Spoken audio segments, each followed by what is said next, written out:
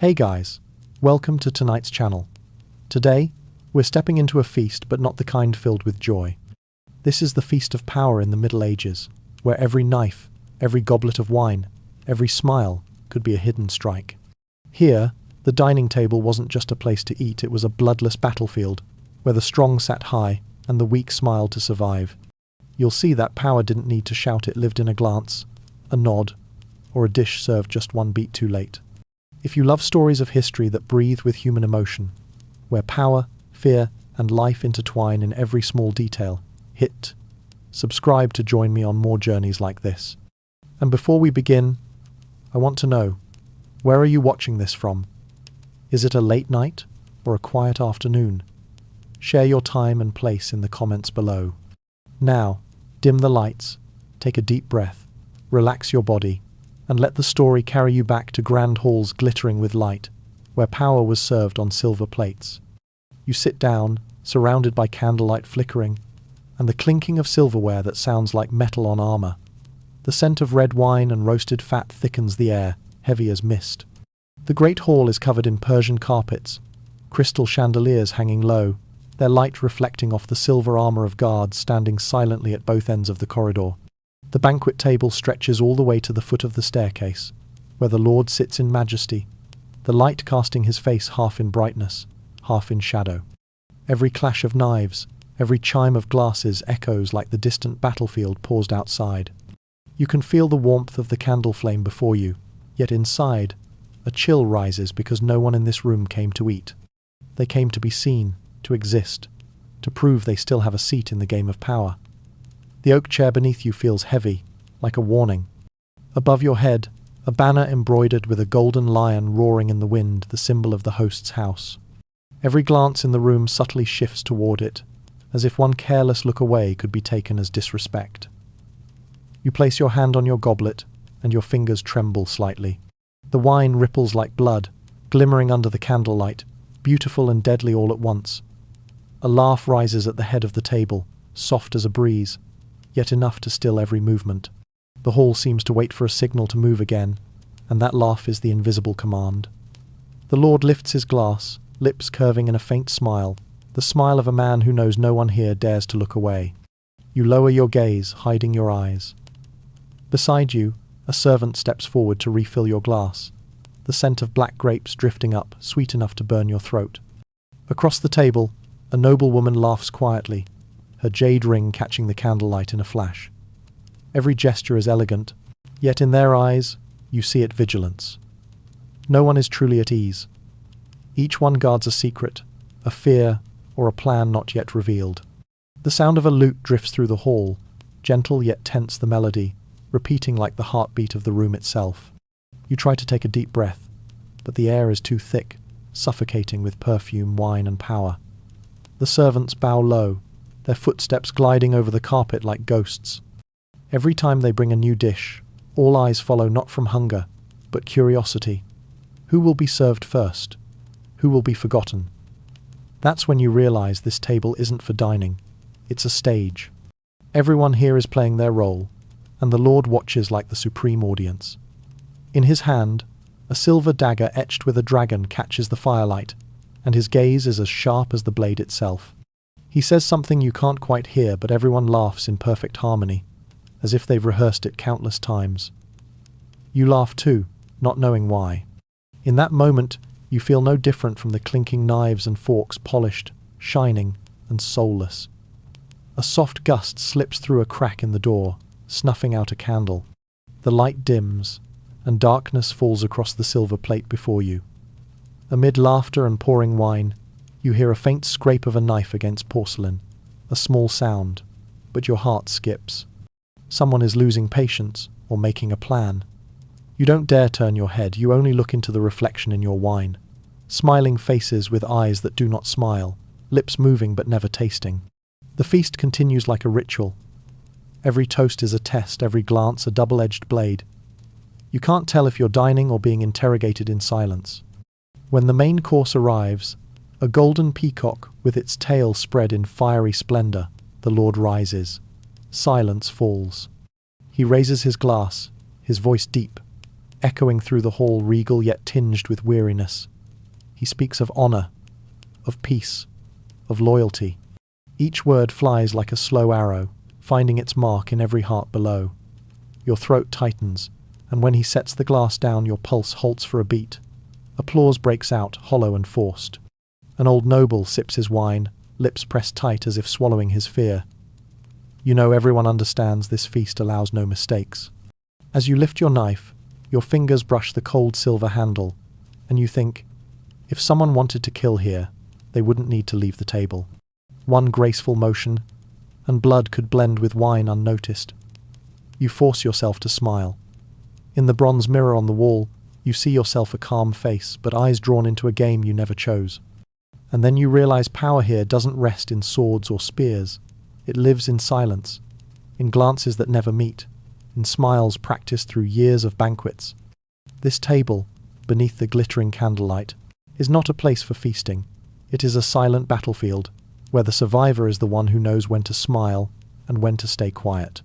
The rich scent of roasted meat blends with the heavy sweetness of wine, so thick it feels suffocating. Heat from the ovens spreads out, curling through the air like a fine mist, dense and clinging to your throat. You breathe in, and your head spins slightly. This aroma isn't just from the meal, it's the smell of power, of luxury so excessive it's almost sick. On the long table, draped in crimson velvet, silver dishes gleam in perfect rows like an army awaiting orders. Every dish is not meant to fill the stomach, but to prove one thing: who can make the entire hall fall silent with a single scent. At the far corner, a servant bows over a tray of honey-glazed venison, its charred skin glowing under candlelight. A slow stream of fat drips down the edge of the plate, reflecting the fire's gold like molten metal. The guest beside you frowns slightly, not from disgust, but from fear that a single drop of oil on the table might be seen as disrespect. Everything in this room is cooked with fear. You hear the sizzling from the kitchen, mixed with the steady, dry rhythm of knives chopping bone. The smell of meat spreads, so strong you could almost bite the air. The wine, in contrast, is sharply sweet, heady, as if mixed with blood. That wine isn't meant for drinking, but for display. Each time a glass is raised, you see tiny rubies glimmering in the firelight, and you think of the blood spilled to fill those cups.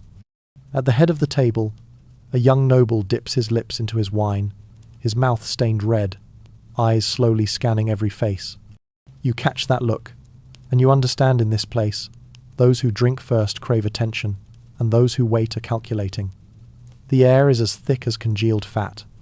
The dying candles smoke, their trails curling toward the carved wooden ceiling of dragons and phoenixes, leaving black stains, like something burning not wax, but conscience. Along the table, more dishes arrive: pheasant stuffed with chestnuts, salmon soaked in wine, toasted bread with butter and honey.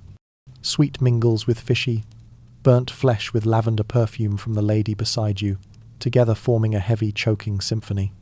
You feel as if you're eating inside the belly of some great beast, its breath the scent of this wine. Servants pass by with trembling hands, knowing that spilling a single drop could cost their lives. One droplet of wine falls, staining the tablecloth dark red. No one speaks, but you see the servant's arm go rigid. His eyes wait, terrified, until finally the Lord gives the faintest curl of his lip a small nod. The entire room exhales, as if narrowly spared. You realize, nothing sweet here is truly sweet, only fears sugared over. When a man across the table laughs loudly, his laughter pours into the air like overflowing wine, smooth, glossy, and false. The others join in, but every smile is stiff as wax. You bite into a piece of meat, taste the richness mingling with wine, but your stomach twists with nausea. The flavor isn't from the kitchen, it's from blood and status. Every dish is seasoned with the labor of the lowly, served to buy the gaze of the powerful. When you swallow, your gut clenches, and you notice something strange no one is actually eating. They're performing. Pieces of meat are cut, turned, rearranged, but never vanish. The food here isn't for mouths, it's for eyes. The servants keep pouring wine, the sound of liquid falling like slow confession.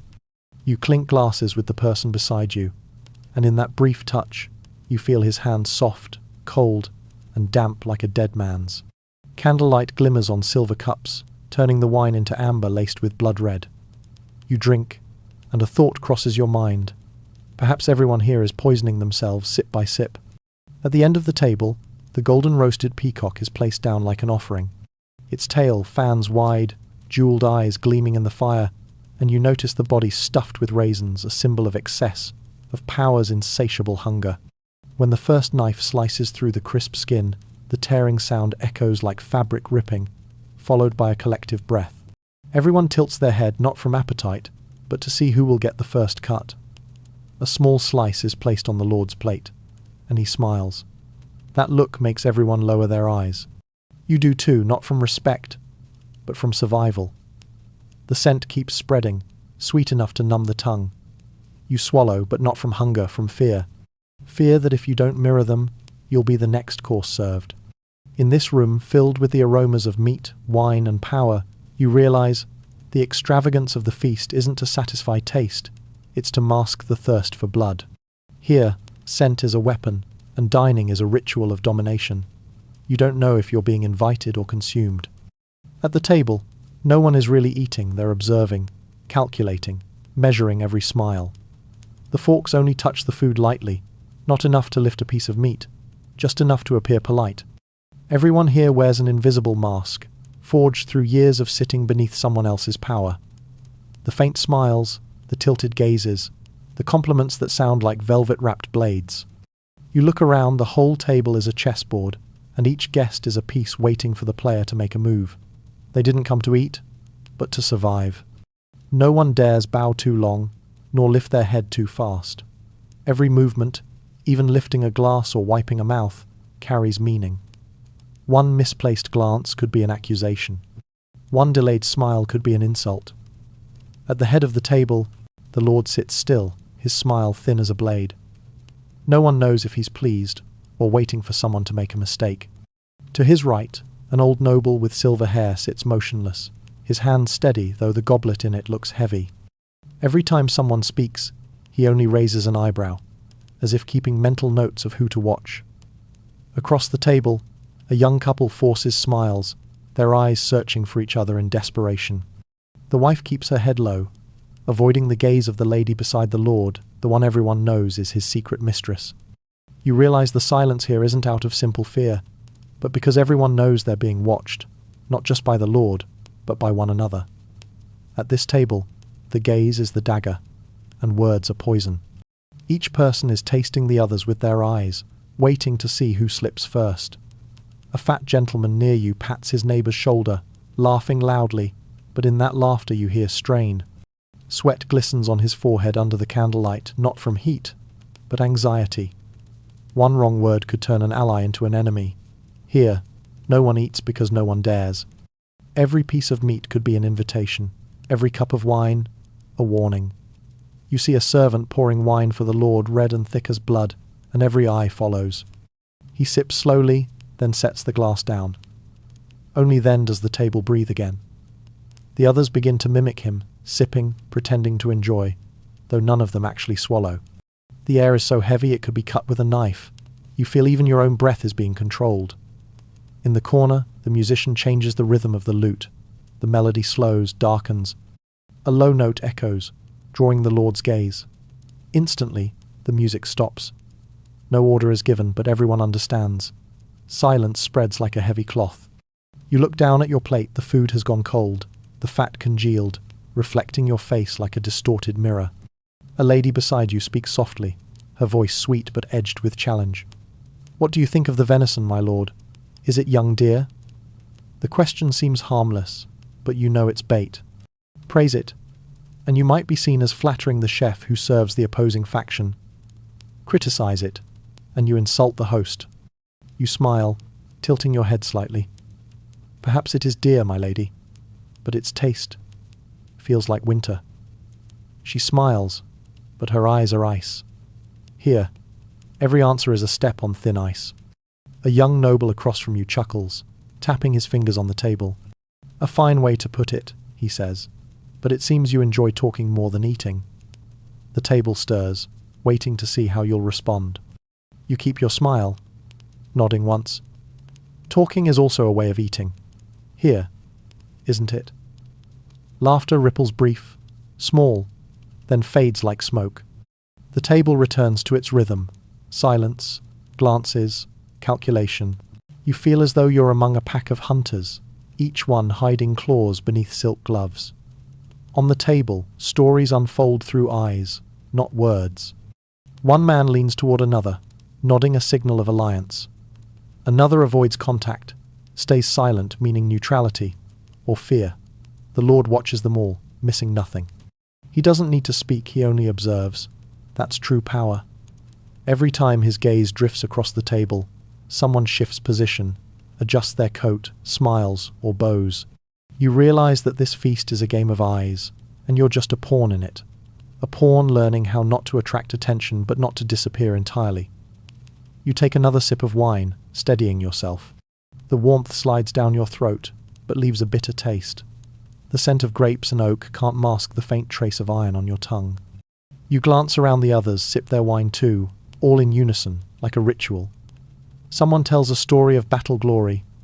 Another replies with praise, but no one truly listens. It's just noise to cover the heavy breathing of the room. You can feel it, this isn't a meal. It's a contest of endurance, where the first to blink loses.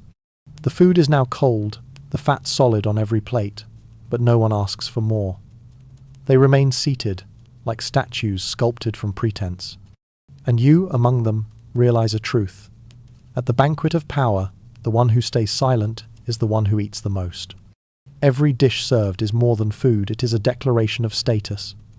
Each plate is a silver proclamation, each flavor a mark of power. The servants do not simply carry trays of meat. They carry the very position of a person within this social order. You watch the plates being placed one by one. First, the golden roasted peacock, glazed with honey and saffron, shimmering as if gilded. Then, the venison stew cooked in red wine, thick and dark as freshly spilled blood. Every dish reeks of luxury, but beneath it all, you sense something cold. The one served the peacock sits closest to the Lord, a position equal to being chosen as an ally. Meanwhile, those farther down the table receive bowls of fish broth, clear and bland, just like their place as the outer ring of this power game. No one says it aloud, but everyone knows. You see their eyes dart, sharp as blades, comparing, envying, measuring. Here, what's being eaten matters far less than who it's placed in front of. A servant bows low, hands trembling slightly as he sets a plate of roasted pork before the man in the blue coat.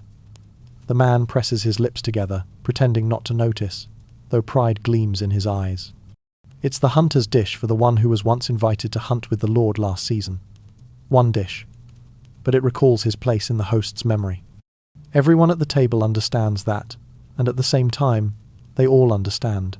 Tonight, not everyone will be served the same. A lady to your left tilts her head, glances at the bird on her plate, then at the fish broth of the person beside her. Her smile is slow, sweet, yet her eyes gleam with cold satisfaction. Every dish becomes a wordless letter, written in flavor, delivered in order of importance. The chef may create the aroma, but it's the Lord who decides who smells it first. Farther down, a servant lifts a silver lid, and steam rises, carrying the scent of rare Eastern spices. Saffron, nutmeg, cinnamon, and black pepper ingredients no one could afford unless they belonged to nobility. Each grain of pepper is a gold coin paid in sweat and blood from distant lands. Each strand of saffron is proof of the Lord's reach that his hand can touch places others only hear about. You catch whispers. This dish uses Persian saffron. No, nutmeg from Venice. They argue, not to understand the food, but to flaunt knowledge another way to display rank. In this place, even knowledge is currency. And you realize, no one in this room is truly hungry. They're only afraid of seeming small. When the bread is brought out, the servant places before you a round golden loaf, crisp and fragrant. You notice the salt sprinkled on top, and instantly recognize it as the fine kind more valuable than silver in some lands.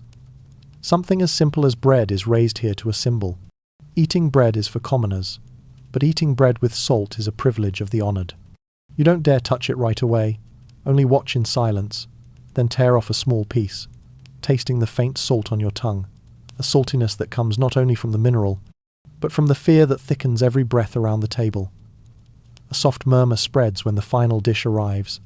A roasted boar's head, an apple clutched in its mouth. Every gaze turns toward it. You understand this is the dish of the fallen.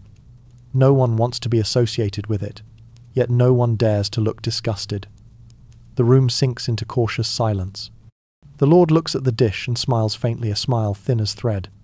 He raises his knife and cuts into the crisp skin. The sharp crack echoes, and the whole table shudders slightly.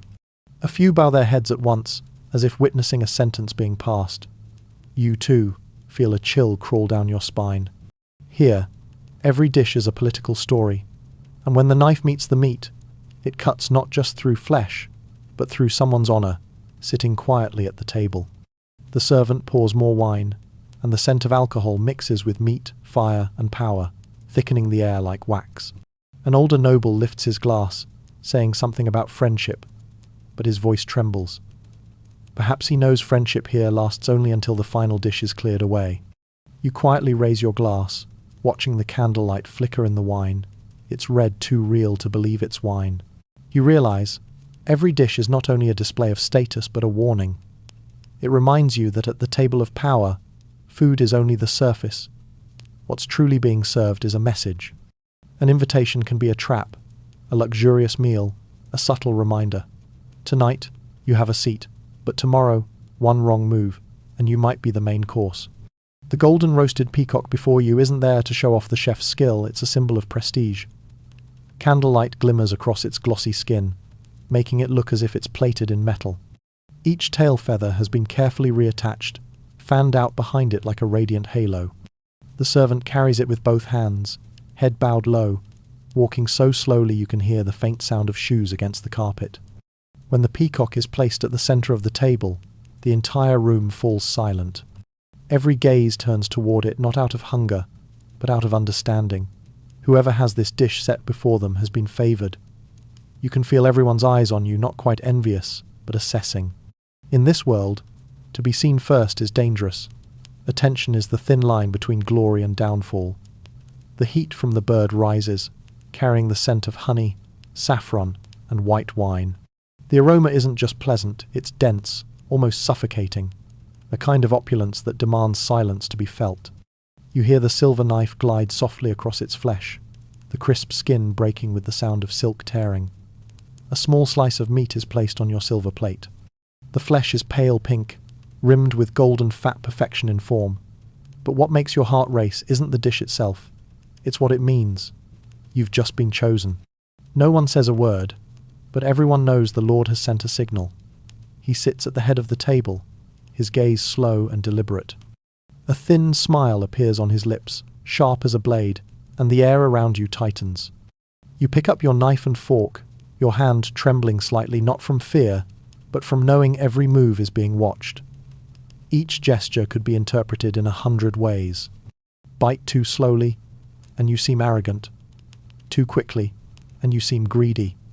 Finally, you choose carefully, just enough to seem humble without lowering yourself. The meat melts on your tongue, the richness of fat mingling with the sweetness of honey and the bite of spice. But you taste nothing but the bitterness of caution. The man across from you, an older noble with gleaming eyes, raises an eyebrow. "It seems you've been favored," he says, voice smooth as velvet, but with a hidden edge. "This dish is usually reserved for someone quite special." You smile, keeping your tone calm. "I believe the credit belongs to the chef, not the eater." The table hums softly, a few glances exchanged, weighted with meaning. Your answer eases the air, but you know you've just crossed a line so thin a single wrong word could tighten it around your neck. Here, words weigh more than gold, and the right smile can save a life. A lady to your right tilts her head, her lips red and curved. "So modest," she says. But too much modesty can look like pride. The words strike like a velvet-wrapped blow, and you know you're being tested. This feast isn't for eating, it's for measuring.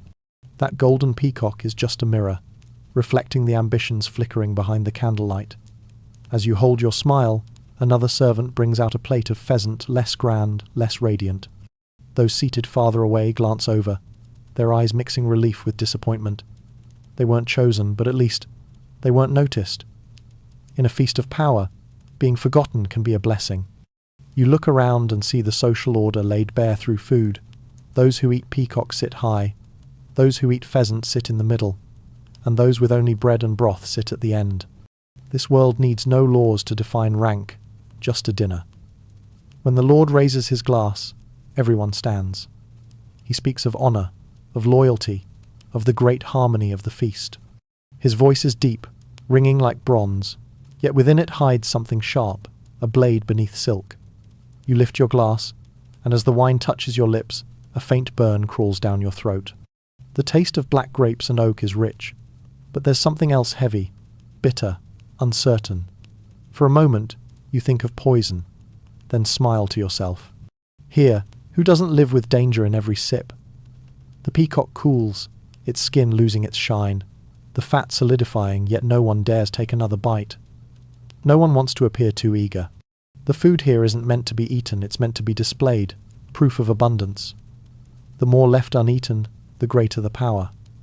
Another servant steps forward to take your plate before you can react. He bows so low his hair brushes the table's edge, not daring to look up. For an instant, you see a long scar across his neck, a reminder that in this feast, mistakes cost more than jobs. They cost lives. You watch as your plate is carried away, and you understand that golden peacock, no matter how beautiful, is a ritual of sacrifice. It's offered to honour the power above and punish the desire below. Each time a knife cuts into its flesh, a small part of you is carved away too, offered up for the right to exist in this world. The candles still burn, the wine still gleams red, and your hand still holds the glass as if cradling your own fate. In that moment, you understand. In the feast of power, the peacock isn't just a dish, it's a mirror reflecting those who dream to fly, but are roasted before they ever take wing. At the head of the table, the Lord raises his goblet, his eyes sweeping across everyone like a slow-moving blade. That gaze isn't rushed, nor does it linger too long on anyone, yet it's enough to send a chill down every spine around the table. He doesn't need to speak a threat, his eyes are enough. In that space, silence carries the weight of steel. The crackle of candle flames becomes suddenly distinct, as if the entire room is holding its breath. You bow your head slightly, not daring to meet that gaze, because you know a glance at the wrong time could mark the end of your standing. The Lord lifts his glass high, the red wine within thick as blood beneath the candlelight. He speaks slowly, each word falling heavy. Tonight, we celebrate a bountiful harvest, and the loyalty that remains unbroken. Everyone raises their glasses in unison, but no one drinks first. They wait for him to sip before daring to follow like a pack of beasts watching their alpha. He brings the cup to his lips, takes a small sip, and a faint smile passes across his face, not joy, but the quiet tolerance of a man who sees through all hearts. Instantly, the clinking of glasses follows, sharp and scattered, but it cannot drown out the tension wound tight as a bowstring. You sip the wine and taste the bitterness at the back of your tongue. Your throat is dry not from the strength of the drink, but from the feeling that you're swallowing a portion of the table's collective fear. When the Lord sets his glass down, he tilts his head, glancing along the table. "Eat," he says, his voice soft but cutting like a knife. His invitation sounds like an order. And then, the sound of knives and forks begins hesitant, restrained, like weapons being tested before battle. You watch him, still seated, hands loosely folded, eyes moving slowly, observing each person. He doesn't eat. He watches them eat. Here, to eat before the Lord is an act of loyalty. The cautious eater shows awareness. The eager one, foolishness. And the one who doesn't eat, suspicious. You try to cut the smallest piece possible, chew slowly, so that no one can read your thoughts in the rhythm of your movements. Across the table, a young noble talks animatedly, his glass swaying until red wine spills over the rim, staining the tablecloth. The entire table freezes for a moment. The Lord looks at him. Only a brief instant too short to catch, but you feel the air shift. The man pales, bowing his head in apology. The Lord smiles faintly, a smile more terrifying than anger. "It's nothing," he says. "Just a drop of wine." But sometimes, a single drop is enough to change the colour of the whole cup. The words fall into the room like a blade dropping into water, silent, but sending ripples through everyone. A servant rushes to clean the spill, and the young noble remains quiet for the rest of the feast. You look at the Lord and realize there's something unfathomable in his eyes. His power doesn't come from shouting or threats. It lies in stillness, in his ability to make others imagine their own punishment. An old servant brings a tray of wine, his hands trembling slightly. He pours for the Lord, the final drop stopping precisely at the rim, not a spill, not a shortage. The Lord glances at him, then gives a small nod. A simple gesture, yet the entire room exhales, as though pardoned. In the dim light, he speaks again, so softly you have to hold your breath to hear. I've heard some have yet to deliver last season's tax. Perhaps they've forgotten, or believe I would forget. A faint smile flickers from the right side of the table. An older man rises abruptly, hands shaking. My lord. The Lord lifts a hand. Silence. It's fine, he says. We're at a feast. Let's not let small matters spoil the taste of the wine. But as he says this, the man sits down, face white as chalk. No one mentions it again, but everyone knows the feast isn't over, and tonight's dessert may well be punishment. You inhale deeply, steadying yourself. At this table, everyone wears a mask. Smiles are weapons, silence, armor, and the Lord, he is the one holding the game in his hand. He takes another sip of wine, scanning the table, his gaze pausing on you for only a heartbeat. You bow your head slightly, heart pounding, careful not to show fear. He smiles, then turns away, speaking again to the guest beside him. Just one look, yet it feels like being named in a court of judgment. As the feast goes on, you realize the Lord's gaze isn't just a weapon, it's how he measures the heartbeat of those beneath him. He doesn't need to threaten. With a single glance, he makes everyone decide their own fate. And in the flickering candlelight, as the glass trembles slightly in your hand, you understand tonight, the truly fortunate ones are those his eyes never stop upon. You understand whoever's glass is filled first receives favor, whoever is forgotten is already judged. At this table, what flows in the cups isn't just wine, but a liquid form of power, one that can decide a person's fate. The servant appears small in frame, holding a gleaming silver decanter, stepping as if counting his breaths.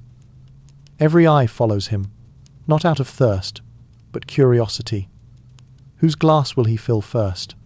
You see fingers tighten on the table, some adjusting collars, others pretending to chat to seem calm. But you know inside, everyone is screaming. He stops at the head of the table, bows slightly, and pours for the Lord first, a ritual no one dares to break. The red wine spills halfway up the cup, glowing like fire under the candlelight. Then he turns, and the entire room seems to hold its breath. Each step he takes is like a sentence being read aloud. The first glass after the Lord, that is the one everyone desires. It means trust, closeness, a chance to live a little longer than the rest. He walks to the left side of the table. A silver-haired noble looks up, lips trembling, eyes praying. But the servant passes by without stopping. The man stiffens, masking his shock with a strained smile. The next pour is for the woman in the red gown, the wife of a count who had recently gifted soldiers to the Lord. A stream of wine falls neither spilling nor short. She smiles, lifts her chin slightly, like a queen being acknowledged. The table shifts. One glass of wine, and the balance of power tilts. You can feel it, the air thick with wariness, envy, calculation. As the servant nears you, your heart pounds. You try to appear calm, eyes lowered, avoiding his gaze. But he walks past. Your cup stays empty. Your throat burns not from thirst, but from knowing that silence itself can be a verdict in this game. He continues pouring for the others, each glass a silent decree of who is favored and who is forgotten. Some are filled to the brim, some halfway, and some not at all. When the decanter empties, the servant bows and steps back, and the room falls into silence. You can hear your heartbeat and the strained breathing of those around you. The Lord raises his glass, looks around. I'm glad to see you all still here, he says, his voice calm but cold. Because not everyone will be drinking with me next season. A faint smile curves his lips, one that makes the wine in your cup seem to turn into blood. He sips, then sets the glass down. Drink, he commands. You lift your empty cup, pretending to sip. your lips grazing the cold silver rim. The chill clears your mind more than any wine could. At the other end, another man who'd been skipped trembles. Sweat glistens on his forehead under the candles. You see his hand shaking so hard that wine spills from his cup, dripping onto his sleeve. The Lord looks at him. That gaze says nothing, but it's enough to twist the man's smile into a dry grimace. "My lord, forgive me," he stammers. The Lord doesn't answer, only taps his finger against the table. 3 times. Slowly, a servant appears, silently pulls the man's chair back. The room is so quiet you can hear the shuffle of his shoes against the stone floor. As he's led away, no one dares to turn their head. You feel a chill crawl down your spine. The table drinks again. The clink of glasses now sounds like funeral bells. You stare at your empty cup and wonder, is being forgotten a punishment or a mercy? Perhaps, in the feast of power, to drink the Lord's wine is a privilege, but also the beginning of a blood oath. You glance at the woman in red the second to be poured. She's smiling, her lips stained with wine like a small wound. Her eyes meet yours, a mix of pity and challenge. You look away and realize here, wine isn't meant to be drunk, it's meant to measure loyalty. The poured are bound, the forgotten are free to breathe. When the Lord raises his glass one last time, his voice rings steady. "Remember those who drink with me tonight. We'll share in what comes after." The table bows, voices blending. "Yes, my lord." The chorus rises, soft but echoing an unspoken vow. You hold your empty cup, untouched, and in that moment, you know you've been spared, at least for tonight. But survival here isn't luck. It's learning to thirst without ever letting anyone see you thirst. Laughter rings out loud, forced, hollow, a shell covering the fear of power. It echoes through the cold stone room, bouncing off velvet-covered walls, sounding like swords clashing against shields. Everyone laughs, but no one is truly amused. Each sound from their throats is measured carefully, as if laughing too loud might seem mocking, and too soft, disrespectful. You sit there, surrounded by soulless smiles, feeling the weight of falseness thick as smoke. At the head of the table, the Lord smiles so faintly that you're not sure if it's real or just candlelight reflecting off his wineglass. He doesn't have to speak, just smile, and the table follows. That's the absolute power of the one on top, turning silence into command and a smile into law. A man beside you leans forward, laughing a bit louder, trying to appear enthusiastic. His laugh is off-key, raspy, a wrong note in an otherwise perfect composition. People glance his way, then laugh louder to cover the awkwardness. The laughter piles up, hollow and soulless, without rhythm or meaning. Amid that noise, you realize something. Fear here doesn't kill with blades, but with the slow poison of pretending. People don't die from wounds, they die from laughing until they lose themselves. You look around the painted faces, wine-stained lips, eyes meeting through smiles, all part of a performance choreographed to perfection. If one person stopped laughing, the rhythm would collapse, but no one dares be the first. At the end of the table, a lady lets out a high-pitched laugh, sharp as shattering glass. The others follow, but the Lord's gaze flickers her way. Just for a second, her laughter dies, lips trembling. The entire room quiets, calm again like the sea after a wave. The air thickens, heavy as honey. The Lord turns his cup, his voice even. Laughter is fascinating. It can bring joy, or reveal truth. He speaks softly, slowly, but every word drops like a stone into deep water. You hear someone swallow hard. Then he takes a sip. The smile returns and, as if by magic, the whole table laughs again. This time weaker, shakier, but still laughter, out of instinct to survive. You laugh too, not knowing why. Your laughter joins theirs, meaningless but necessary. For a moment, it feels like you're in a cathedral, where instead of prayers, people laugh to prove their devotion. The man beside you whispers, "Do you see it?" How he makes the whole room laugh with just a look. His tone is reverent, but in his eyes fear. You don't reply, only nod slightly. Here, power needs no swords, only silence and a smile. In the corner, the musician changes tune, softer now, but tinged with unease. The lute hums through the thick air, trying to mend a room cracking under tension. A young noble raises his glass, shouting, "To peace!" he laughs. The others follow. But the Lord doesn't. His gaze remains steady, and his fingers tap the table 3 times. The sound cuts through the laughter. Silence returns. The young man stands there, glass frozen mid-air, smile stiff. "To peace?" The Lord repeats, voice calm yet strange. "I only see peace when people know when to stay silent." The table bows their heads. The young noble trembles, wine spilling over his wrist. He doesn't speak, only smiles weakly. But it's no longer a smile, just a mask thrown on before the truth can be seen. The Lord turns away, lifts his glass, drinks, and laughs deep, short, cold. And once again, the room follows. But this time, the laughter sounds like crying. Your throat burns dry. Partly from the wine, but mostly because you realize every laugh here is an oath of silence. Every smile paid with a piece of soul. You force yourself to keep laughing, your lips ache, your cheeks burn, your heart races.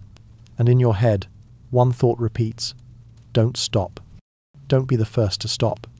And so, you laugh with them, with fear, with life.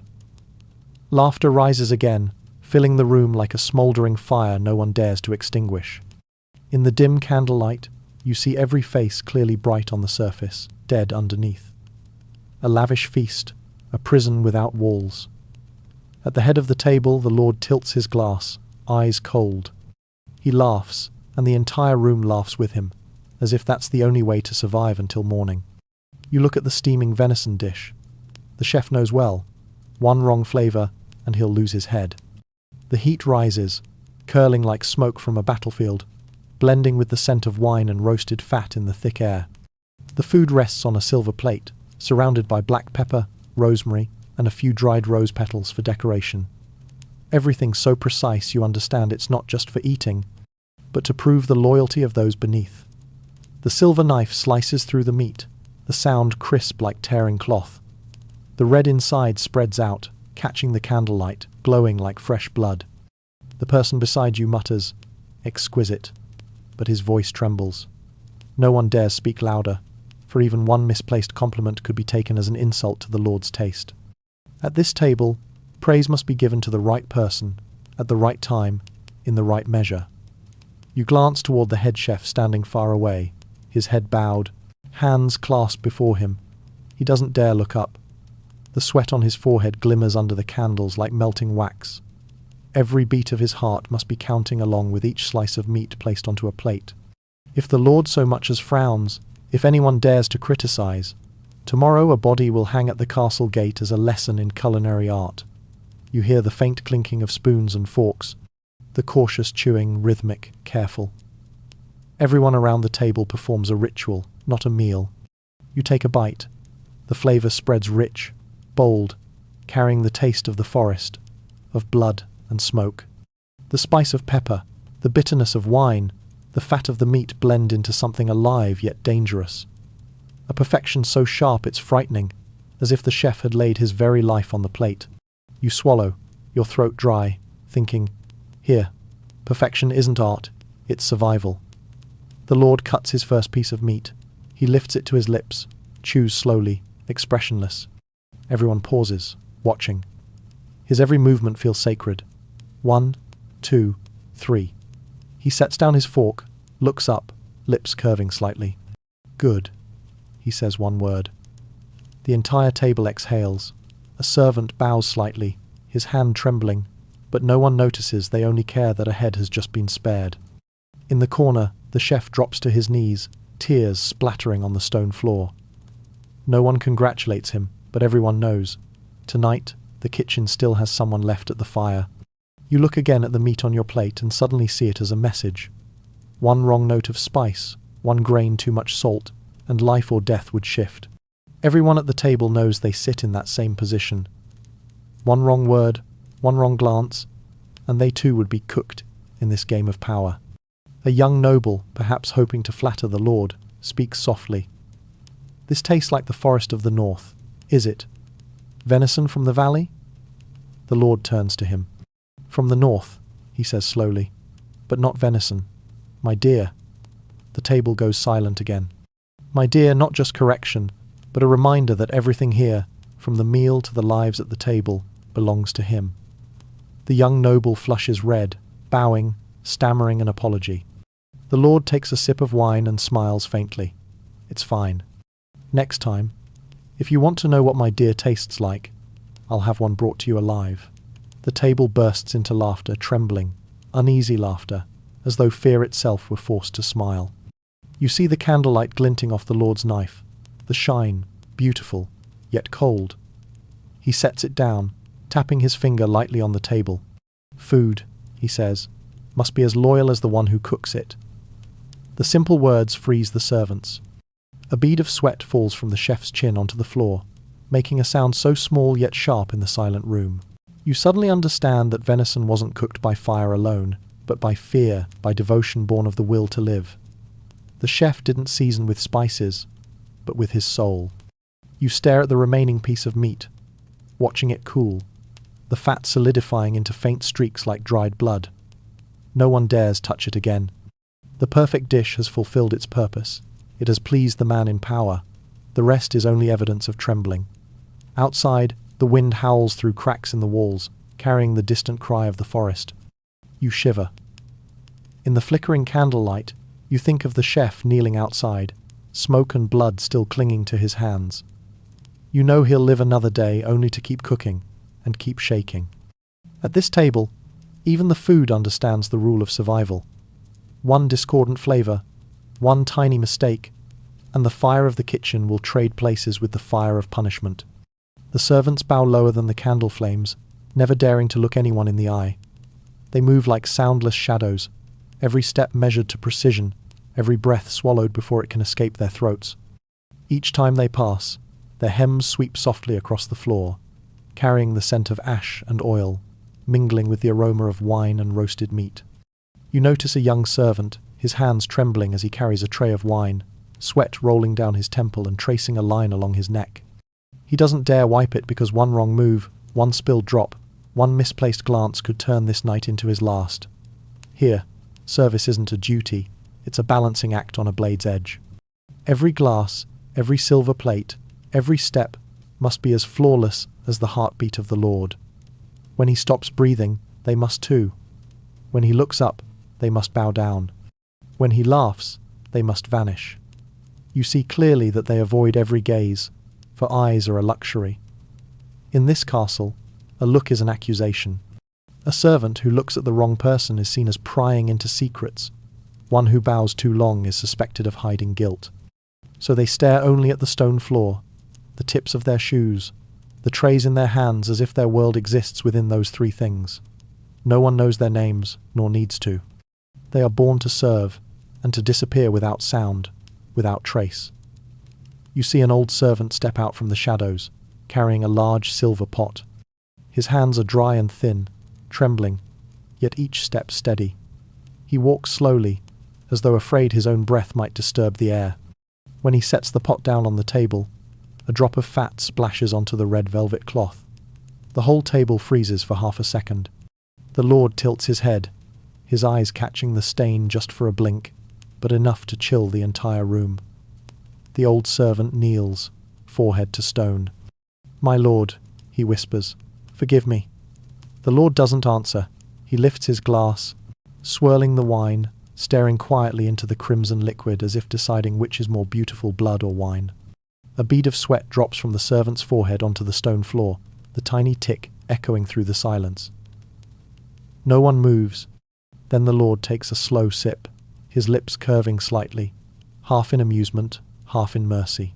"Stand," he says, "and don't make me clean with blood next time."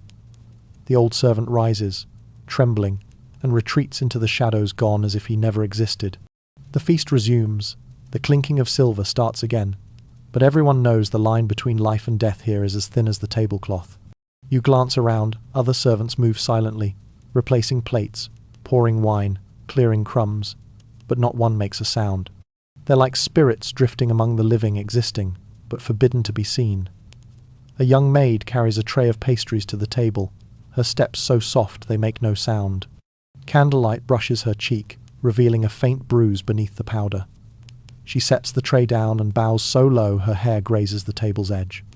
When she looks up, Her eyes accidentally meet the Lord's. Only for a second, but it's enough to change the air. He stops cutting his meat and looks straight at her. She freezes, colour draining from her face. "What's your name?" he asks. The room sinks into silence. She doesn't answer. His voice comes again, slower, colder. "Your name?" "Lyra, my lord," she whispers, trembling. He studies her for a long moment, then smiles faintly. "Never let me see your eyes higher than the silver plate again. Understood?" She bows so low her voice barely escapes. "Yes, my lord."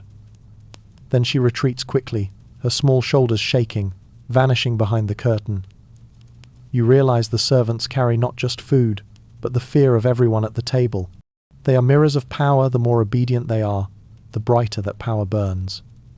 Every step they take shifts the air. One small mistake could spark a storm. You watch their shadows stretch across the floor, warped by candlelight, and suddenly those shapes look like the ghosts of those who failed, still lingering around the table, waiting to be replaced. When dessert is served, the servants bow even lower, slipping back into the dark corners.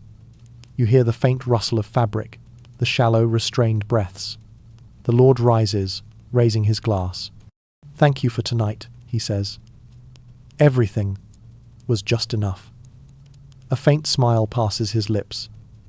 Everyone bows their heads, while the servants remain in the shadows, silent as statues. They aren't invited to drink, to taste, or to speak. They exist until they're forgotten. And in that moment, you understand, in this feast of power, the ones who bow the lowest see everything but are never allowed to tell. Over the sound of the lute, you begin to notice how every toast hides a political story. The strings hum softly, sweetly, yet there's something secretive in their tone, as if each note knows the listener's sins. Laughter, the clink of glasses, the pour of wine, they all blend into a melody no one truly wants to hear, but everyone is forced to attend. The man sitting to your left raises his glass, the wine shimmering beneath the candlelight, and says, "To loyalty." A simple toast, yet you catch the sharp glance he casts toward the noble across the table, the one rumoured to be plotting betrayal. That man smiles back, lifting his glass. "And to your memory may it be as fine as your wine." The table bursts into laughter, but inside those laughs hide blades. At this feast, every toast is a bullet wrapped in music. No one speaks truth, everything is coded, layered in innuendo. The servants pour more wine, careful not to spill a single drop, for they know one misplaced splash could cost their lives. You watch the goblets fill, the red liquid reflecting like blood in every eye. Each time a glass is lifted, another story begins. A young lady toasts to lasting peace between our houses, though everyone knows that just this morning her husband sent troops to the southern border. Another man toasts to the Lord's good health, his hand trembling slightly as he speaks, because deep down he knows that the longer that health endures, the further he'll stay from power. You realize no one drinks for joy here. They drink to test, to measure, to survive the night. The glass isn't for wine, it's a mirror of power. To meet another's gaze while drinking means confidence. To look down means weakness. To turn away means guilt. The Lord sits at the head of the table, silent, only watching. Each time someone lifts their glass, his gaze lingers long enough for them to feel the weight of judgment. No trial is needed, no questions asked. One raised eyebrow can be a sentence. The lute shifts to a faster rhythm, as though even the musician feels the fear. The notes slice through the tense air like a blade through silk. An old noble lifts his glass, his voice rough. To courage, to those who dare speak the truth. The words drop like a stone into deep water. No one answers. You see the Lord's smile fade, replaced by a gaze cold as steel. He raises his glass slowly, voice smooth as wind through a crack in the wall. Courage is rare, but sometimes it makes a man die young. He drinks. The music stops. Silence crushes the room. After what feels like an eternity of heartbeats, the Lord sets his glass down and gestures for the music to resume. The lute begins again, but now it sounds like a prayer for the condemned. The old man lowers his head, trying to hide his shaking hands. You know he won't sleep tonight. Another guest lifts his glass, voice louder than before. "To those loyal to the truth and to you, my lord." Laughter returns, light and nervous, as if to chase away the danger that had just brushed past. You realize they laugh to survive. They toast to protect themselves, each word polished like a blade disguised as a smile. And the Lord lets them because he knows, when people are busy pretending, none have the strength left to betray. You stare into your own wine, its red depths swirling, as if the drink itself were staring back. A servant bends quietly to pour more, saying nothing, asking nothing. He knows his place in this hierarchy. Silence is his only armor. You raise your glass, smiling slightly, and say slowly, to silence. The table stirs. A few eyes turn toward you, curious, cautious. The Lord looks up, his gaze resting on you longer than the rest. Then he smiles. A real smile, or at least one that seems so. A wise toast, he says. Silence never betrays. Laughter ripples again, softer this time, more measured. But in your chest, the wine tastes bitter. You understand that in the feast of power, words are weapons, and silence is a shield. Every toast is a move in the game, and the sharper the wit, the closer the fall. You drain your glass, feeling the burn in your throat. In the hazy sound of the lute, in the heavy scent of wine thick as blood, you know when the feast ends, someone will lose their head, and the only reason will be that they wished good health the wrong way. A young noble makes a careless joke, and the whole table falls silent as if blood has just been spilled. The lute suddenly chokes mid-note, its final string quivering before dying out in the thick air. He said something a jest about how the one sitting highest is merely the man who drinks the most, and in that instant, life seems to leave the room. The candles still burn, the wine still gleams red, but laughter dies as though strangled. Every gaze turns to him, then shifts to the Lord at the head of the table. The Lord remains still, glass in hand, his eyes slowly sweeping across the room until they rest on the one who spoke. The air changes, even the fire in the hearth seems to hold its breath, waiting to see how this will end. The servants freeze mid-step, sweat soaking through their backs. A soft clink breaks the silence, perhaps a silver spoon slipping from someone's hand. No one dares pick it up. The young noble, face still boyish, eyes wide in disbelief, forces an uneasy smile.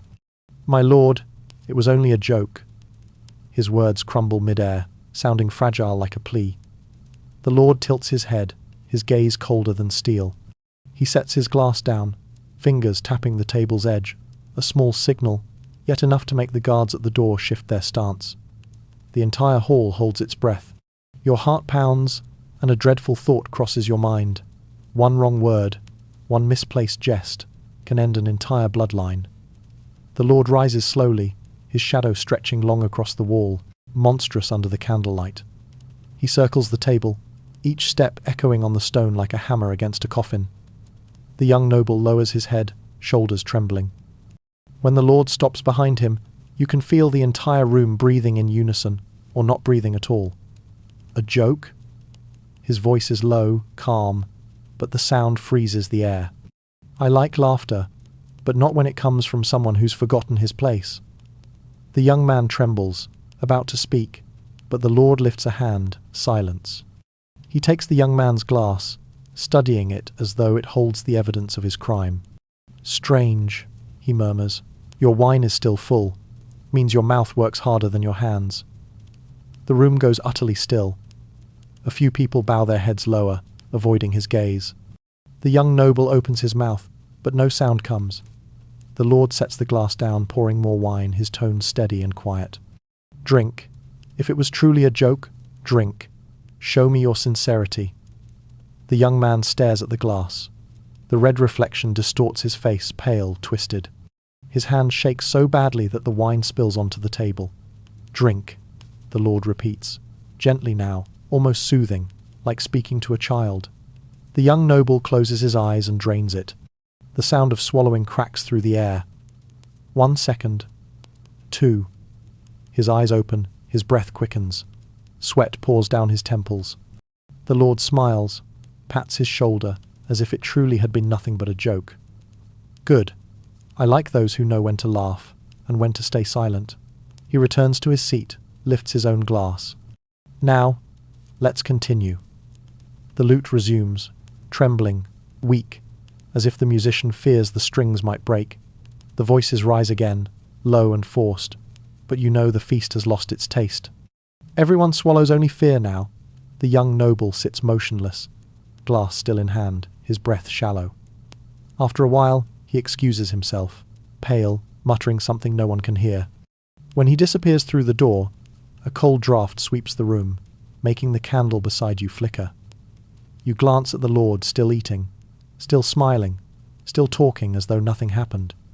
But in his eyes, there's a cold gleam, the look of someone who has planted a seed and is waiting to see how it grows. The guest beside you leans in and whispers, "They say that wine was laced with something that only makes the heart stop slower than usual." You turn to him, but he's already smiling again, eating as if he'd said nothing. Your skin prickles cold. Fear rises inside you, not just of the Lord, but of how power can turn laughter into a weapon. The feast continues, but the laughter is different now, smaller, thinner, like trembling breaths. Each person laughs, only to prove they're still alive, still proper. And in that moment, you understand, at the table of power, the only safe joke is silence. The master smiles slow, dangerous, then raises his glass. Everyone exhales at once, as if the entire room has just been granted one more heartbeat of life. That smile, not wide, not showing teeth, just a faint curve on his lips, carries the full weight of power, the kind that forces 100 people to learn how to read every flicker of his face, to guess whether they'll still exist tomorrow. Candlelight falls across his features, half in light, half in shadow. The bright half is mercy, the dark half, a warning. He lifts his glass, the red liquid glowing like blood, reflecting the firelight, glittering like a star trapped in crystal. "To peace," he says, his voice deep, steady, each word slow like a blade drawn with care. The whole table echoes, "To peace," their voices trembling, uneven, none daring to speak louder than him. The sound of glasses meeting rings out, not sharp, not joyful, but like cold metal striking stone. He takes a sip, just barely, and at once, everyone follows. No one dares drink deeply, just enough to keep up appearances. You do the same, and as the wine touches your tongue, sweetness melts into bitterness, like honey mingled with blood. In that moment, you realize at this table, drinking is the ritual of survival, a way to prove you're still loyal, still worthy to live. When he sets his glass down, no one dares move before him. The sound of his glass touching the table is the signal that the ritual is over. Instantly, the room breathes again, whispers return, like water breaking through a dam. People laugh, talk, pour more wine, but everyone knows they're only filling the silence that nearly killed them. The Lord turns his head, eyes sweeping across the table, slow, deliberate, like a serpent moving through grass. Every glance is a blade. Whoever meets it feels their blood freeze. A lady near you trembles slightly, whispering, "He's spared us." You turn toward her, catching her gaze relieved, but dull, like someone who survived an accident yet doesn't quite believe it. You nod faintly, though deep down you know, mercy from power is never free. It's an invisible leash, one that tightens around the necks of the grateful.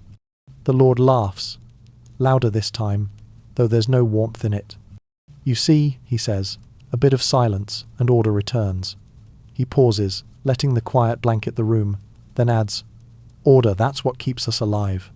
Everyone nods, in unison, like obedient puppets. You feel the words aren't a reminder, but a decree. At the next table, a servant pours more wine, his hand trembling, and a few red drops spill onto the velvet cloth. The Lord notices, but says nothing. He simply extends his glass to the man, smiling softly, too softly. "Go on," he says. The servant freezes, confused. "Drink," the Lord continues, voice calm as air. "You spilled my wine, replace it." It sounds gentle, but everyone knows it's not an offer. The servant grips the glass with both hands, lips tight, and drinks. A few seconds later, he collapses to his knees, coughing, sweat pouring down his face. The Lord remains unmoved. "You see," he says, his tone still mild. "Even small mistakes have their own price." The lute begins again, soft, slow, as though trying to soothe a soul that's just left its body. The guests continue to eat, pretending not to notice. You do the same, though your heart pounds painfully. The wine in your glass reflects your face, pale, tense, as if you're staring at your own future. The Lord leans forward, resting his hand on the table, his gaze sweeping the room once more. "I hate chaos," he says quietly, "but I do enjoy watching people fear it." His words fall calm and heavy, haunting. You realize he doesn't just crave control, he savors the fear of others. Like a fine wine, he's aged himself. As he sits back down, the candlelight catches on the silver ring around his finger, carved into the shape of a hawk clutching its prey. The reflection glints sharp, cold. He raises his glass once more. "To loyalty," he says. The table echoes again. "To loyalty." You sip, but this time, the bitterness is stronger, as though the wine has absorbed the fear filling the room. You glance around, seeing bowed heads and hollow eyes, and you understand that here, no one truly lives. They merely exist within the breath of the man who raises his glass first. The Lord sets his drink down once more and smiles. "Good," he says. "I hate when someone forgets to drink to my toast." And so, everyone bows, refilling their cups, no one daring to let theirs sit empty. You follow, wondering silently who will simply be drunk tonight, and who will never wake again. In the dim light, you see his smile once more slow, dangerous, and beautifully terrifying. It isn't the smile of a happy man, but the smile of one who knows every soul in the room already belongs to him. You understand here, loyalty isn't proven by the sword, but by chewing slowly and nodding at the right time. At the table of power, no one needs to swear oaths or raise blades. Just one well-placed smile, one subtle nod when the Lord speaks, that's enough to stay alive. Every gesture is calculated, every movement measured like a step in a game of life and death. A grey-haired nobleman chews slowly, steadily, as if he's grinding the very words of wisdom between his teeth. Each time the Lord speaks, he stops, swallows, then nods. Not too fast, not too slow, just enough to seem understanding, but never outshine anyone. Beside him, a younger man imitates but nods a heartbeat too early. The Lord's gaze flicks toward him, and the young man freezes, his face tightening, his hand trembling slightly.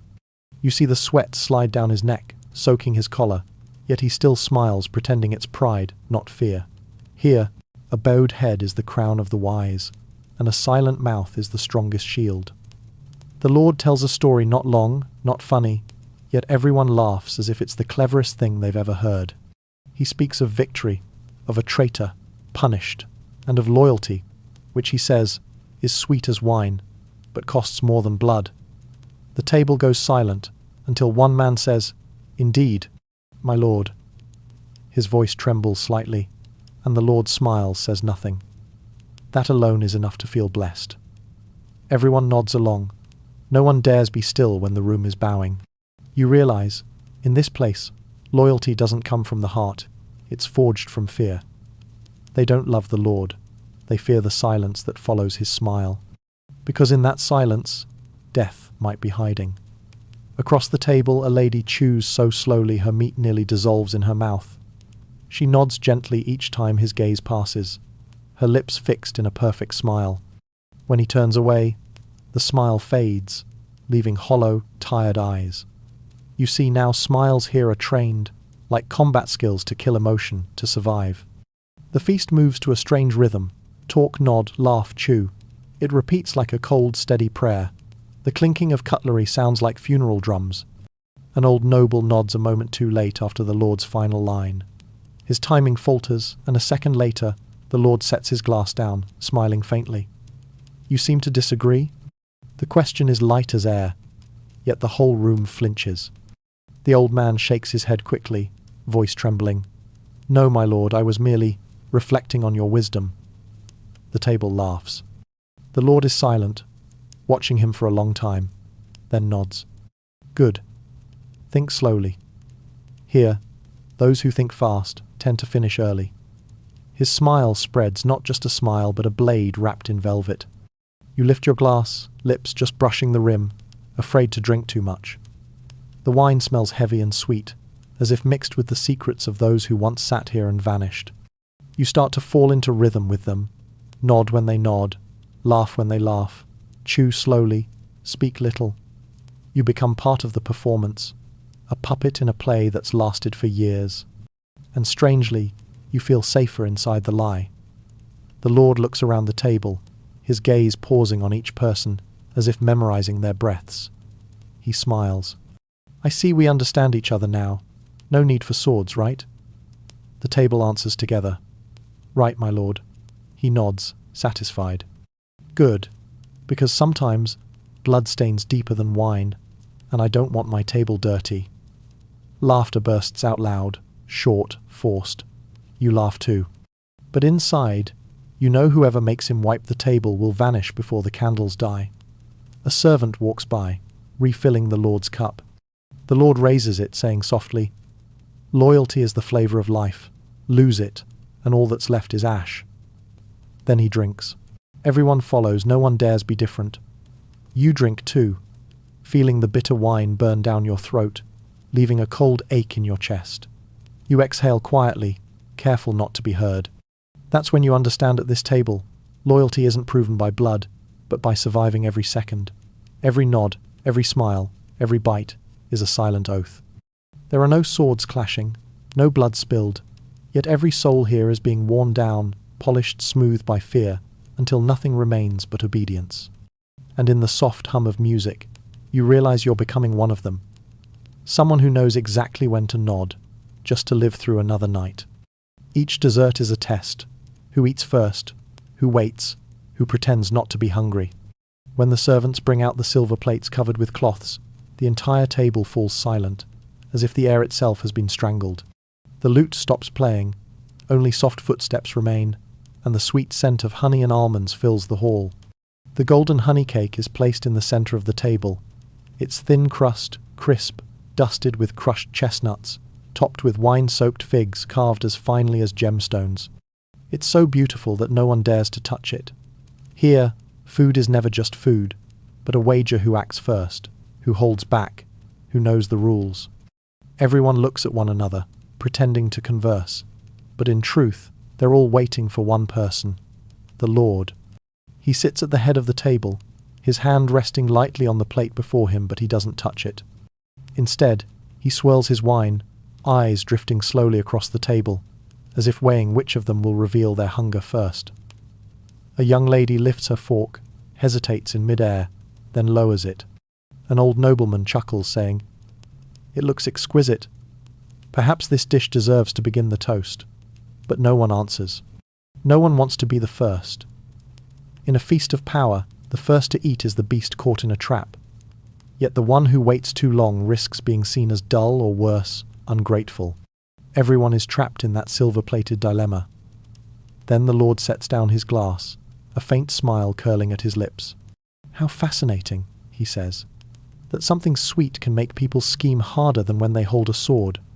His voice is soft, yet it ripples through the room like fire through oil. He takes his fork, cuts a small piece, brings it to his mouth. Only after he chews slowly and nods do the sounds of forks and knives begin to echo around the table. Everyone exhales at once as though surviving a storm. You look around and see faces pretending calm, but their eyes gleam like those of survivors. Each person eats differently.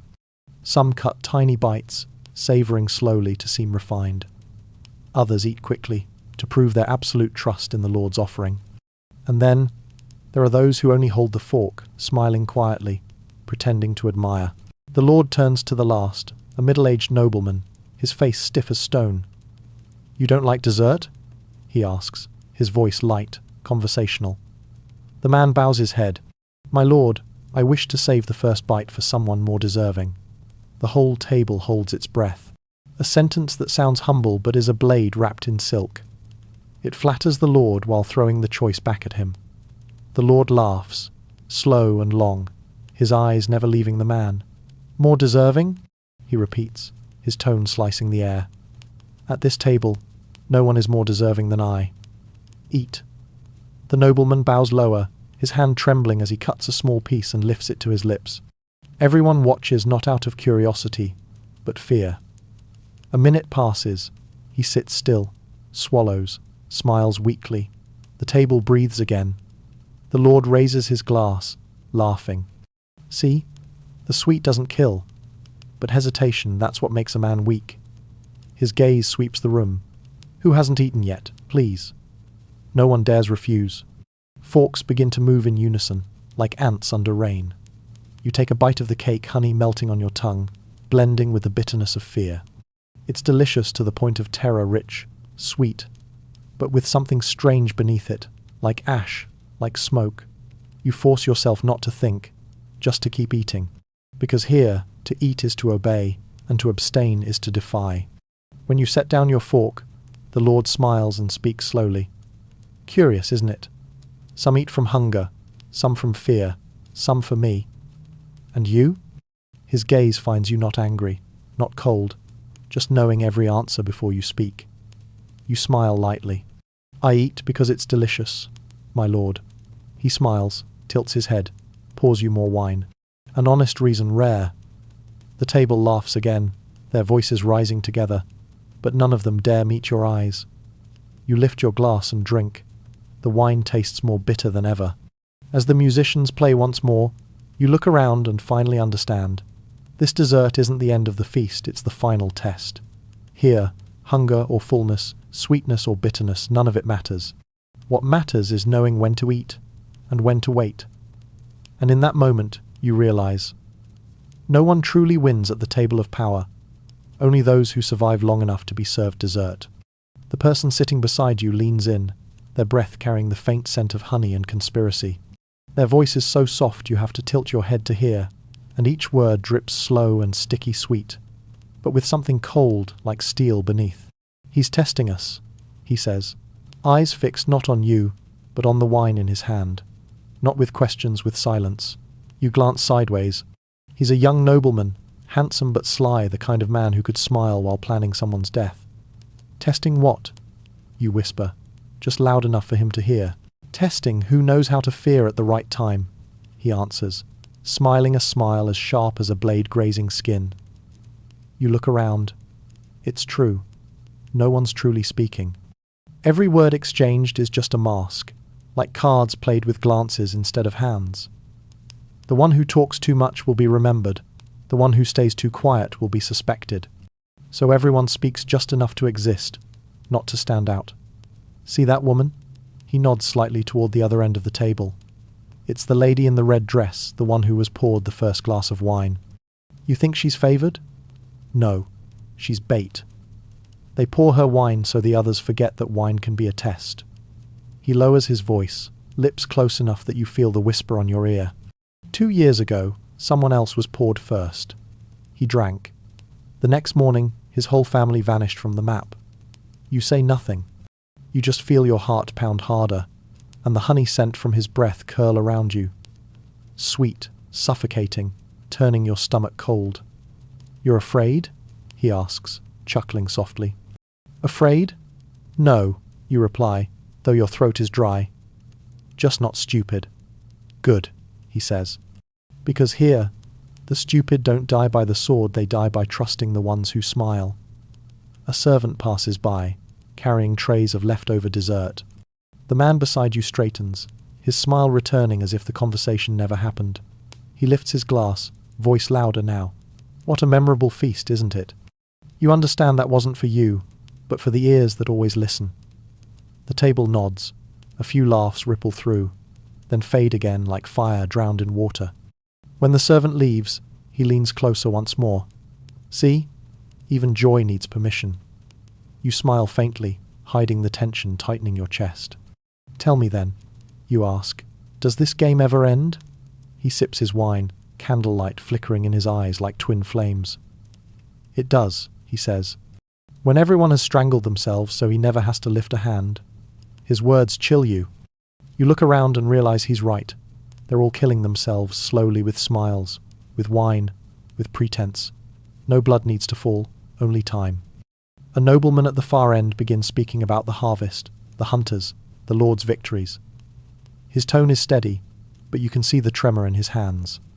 Every word is praise, every phrase polished like a velvet-covered dagger.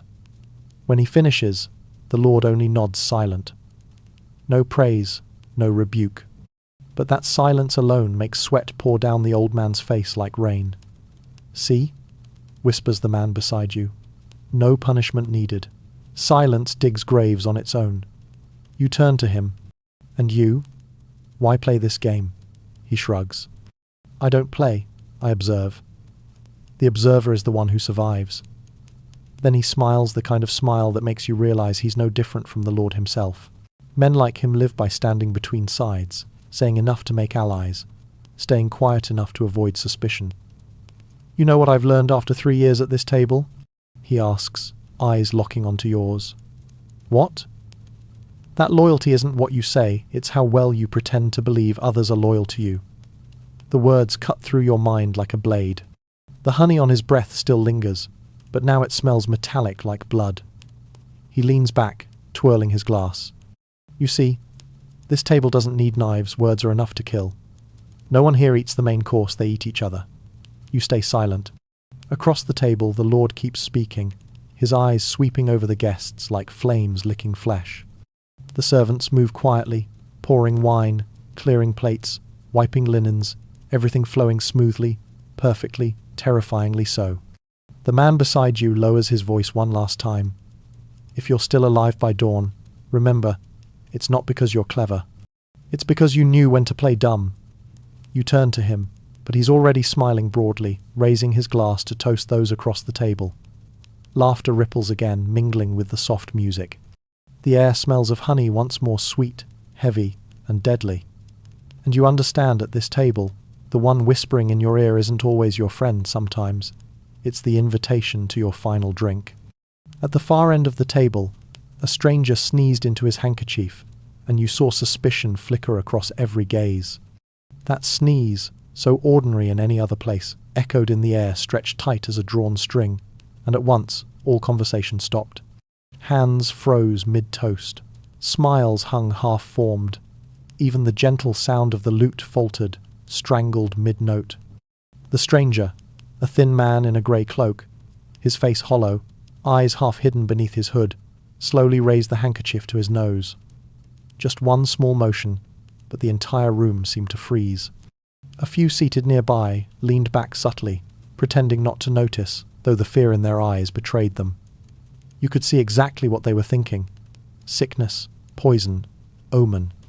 In an age where one wrong breath could kill, a single sneeze could be a death sentence. The man lifted his gaze toward the Lord. In that instant, candlelight flickered in his eyes. Not fear, only fatigue. Forgive me, he said, voice low and rough. It's not the wine, only the candle smoke. But the explanation did nothing to clear the air now thick with unease. A lady to your right leaned toward you, whispering, "Candle smoke? Or something else?" The words were quiet, but they dropped into the room like oil onto fire. A murmur spread through the table. People looked at one another, eyes shifting from curiosity to distrust. You saw smiles still painted on their faces, but their eyes had turned into blades. The Lord at the head of the table remained silent. He didn't need to speak or command, silence itself was the spark, and suspicion did the burning. A young noble rose, trying to keep his voice steady. "And who might you be, stranger? I don't recall seeing you at any of the Lord's feasts." The grey-cloaked man bowed slightly. "I am an envoy from the south, invited to discuss this season's levy." "An envoy?" The noble sneered. "Then why sit among the high table?"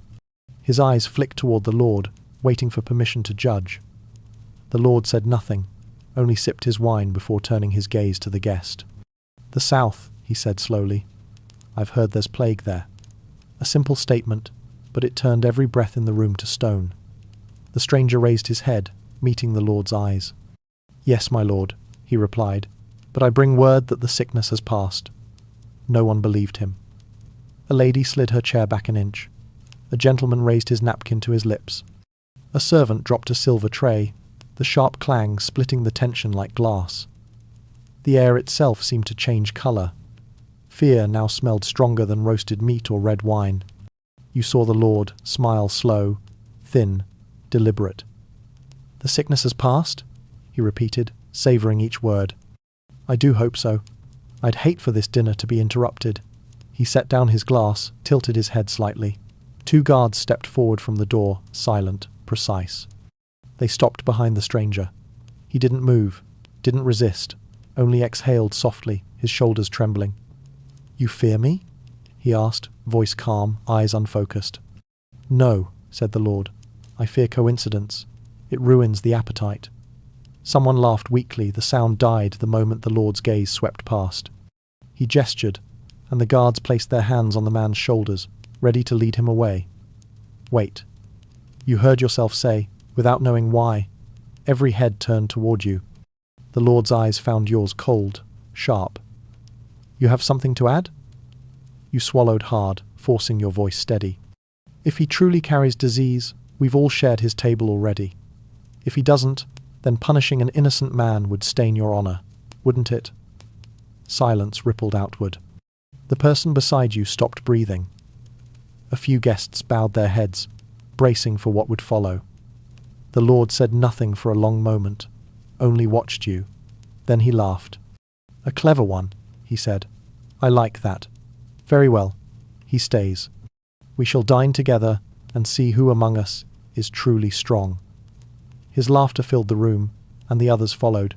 But it wasn't laughter anymore, it was trembling disguised as sound. The stranger remained seated, motionless, saying nothing. He lifted his head and looked at you, eyes full of something gratitude, or warning you couldn't tell. He smiled, faintly, quietly, like a man who already knew his fate. You realized then, sick or not, he would die just a little later than planned. The dinner resumed, wine poured again, laughter returning, but now you could see it clearly. They were all eating in fear. Every glance measured the next breath, every heartbeat waited for the next cough. And amid the frozen smiles, you understood a terrible truth. At the table of power, no poison or blade is needed, only a whisper of doubt, and they'll destroy each other with their own eyes. From afar, the music stopped. The silence thickened, dense as sauce on a silver plate. The lute fell quiet suddenly, as if an invisible hand had strangled its strings. You could feel the air itself tightening around you, every breath caught halfway up the throat. No one knew what had happened, but everyone understood something was coming. A cold draught slipped through the narrow window, brushing the candle flame until it trembled, and the shadows on the walls danced as if whispering.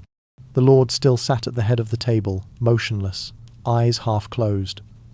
As long as he said nothing, no one dared to move a fork. Even the drunkest guests sobered in that moment. You heard a spoon drop somewhere in the distance, clinking against the stone floor before fading into silence. The room turned into a frozen painting, everyone holding their pose, as if moving an inch would summon disaster. The servants stood pressed against the walls, fingers whitening around their silver trays. You could hear their hearts pounding, blending with the strained breathing that filled the hall.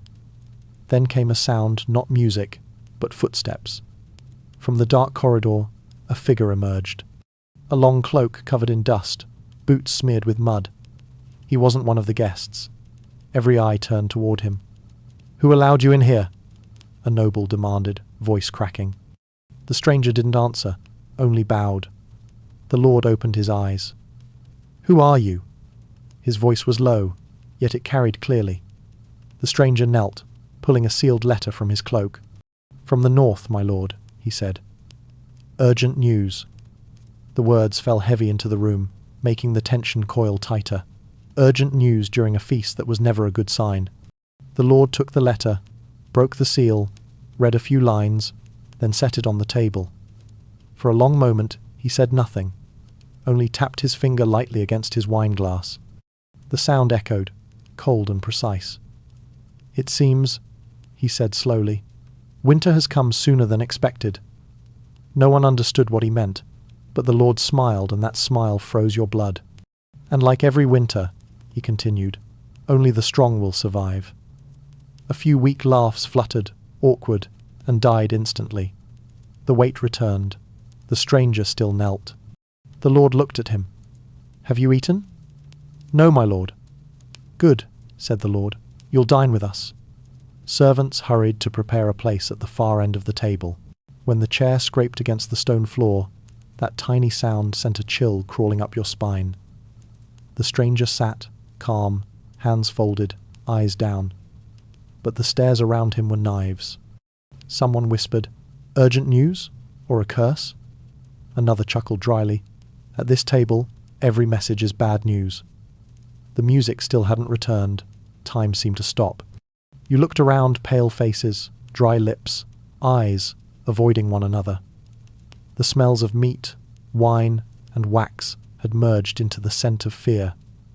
The Lord rose, raising his glass. "We have a new guest," he said. "Let us drink to truth, whatever shape it takes." The words made the stranger lift his head, eyes glinting with something sorrow or pride. "To truth," the others echoed, their voices thin. And they drank. When the Lord set down his glass, the lute began again, but the music had changed. It was slower now, heavier like the last breath of a dying man. You realized then this was no feast. It was a ritual of power and blood, where every drop of wine, every word spoken was a step across the tightrope between life and death. In that moment the stranger turned to look at you. Just a glance, but it made your skin crawl. You didn't know who he was, whether he'd come to deliver news or to end an era. But one thing you understood clearly. When the music stops, silence is no longer empty. It's the voice of the dead, waiting to see who will be the first to fall. The Lord stood, declaring the feast over. But everyone knew the real war began once they left the table. His voice rang out low and slow, like a funeral bell striking through the night. "Enough," he said, setting his glass down, the red wine inside still trembling like blood that hadn't yet clotted. "Our feast ends here." No one dared breathe too loudly. The servants along the walls bowed lower, and the nobles sat frozen, waiting for his next signal. The only sound left was the soft hiss of candles burning, drops of wax falling one by one, a steady rhythm counting down to the next move in this game of life and death. The Lord's gaze drifted around the table, from the one poured first to the one who had dared say a wrong word. He said nothing, his eyes alone were blades. When that gaze brushed over you, your heart skipped a beat. He didn't linger, just gave a small nod, one you couldn't tell was approval or warning. "Did you enjoy your meal?"